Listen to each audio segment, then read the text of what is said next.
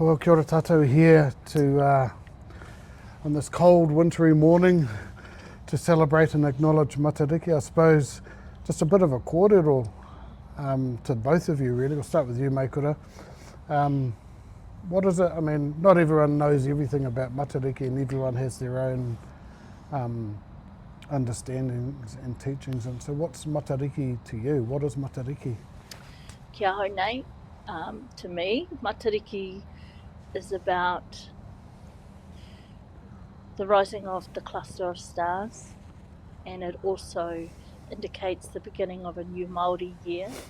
To me, it's a celebration of the year ahead, but also the acknowledgement of those who have passed the year before. I think because, growing up, we were all indoctrinated into the Gregorian calendar. And I think that we always associated that end of year, that calendar year, as the time for reflection.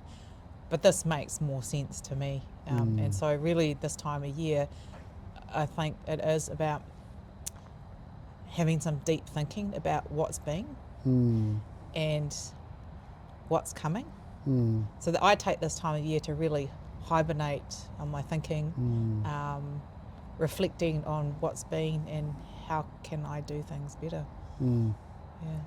That's so cool. I mean, and you're so right. I think all of us grew up and Matariki really wasn't a thing in my growing up anyway, and it's become really, I suppose, forefront of thinking, in the past few years. And for me, it's really special because it's a time when you actually stop. Yeah. You stop, you take that pause, and you think about what's happened over the past year. And for me, a lot of it is about reflecting on those that have gone, those that we have lost.